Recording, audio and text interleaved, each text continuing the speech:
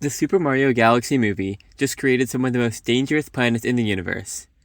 The tiny planets in the Super Mario Galaxy movie are actually gravitational death traps, and here's why. Warning, there will be some mild spoilers ahead. In the Super Mario Galaxy movie, we see Rosalina and a baby Peach on this tiny planet.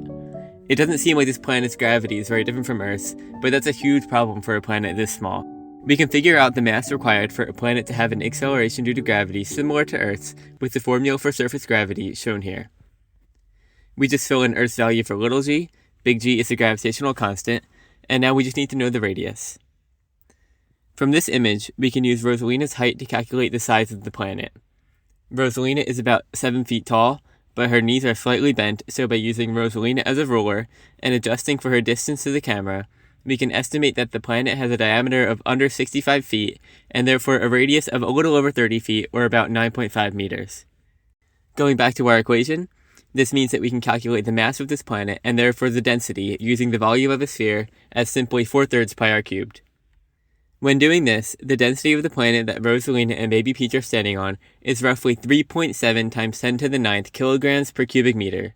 This number is absolutely insane. It is about 600,000 times denser than Earth, which would mean that 1 teaspoon of this planet would weigh about the same as 3 African elephants. Now the major problem here is that since this planet is so small for all the mass it has, the acceleration due to gravity would change drastically as we move even slightly away from the surface. For Rosalina, the acceleration due to gravity at her feet would be approximately 9.8 meters per second squared, the same as on Earth, but on her head, it would be less than 7 meters per second squared.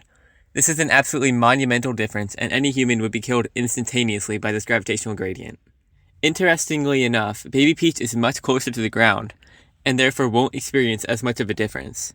If she is about 2 feet tall, the difference in gravitational acceleration between her feet and head is about 13%. This may not seem like a lot at first, but on Earth, the difference for humans is about 0.0000003%. So unfortunately, Peach's heart would be working extremely hard to pump blood through her body, and her chances of survival on this planet are pretty slim. Perhaps Peach's relocation to the Mushroom Kingdom was not just a plot device, but an escape from a certain gravitational death.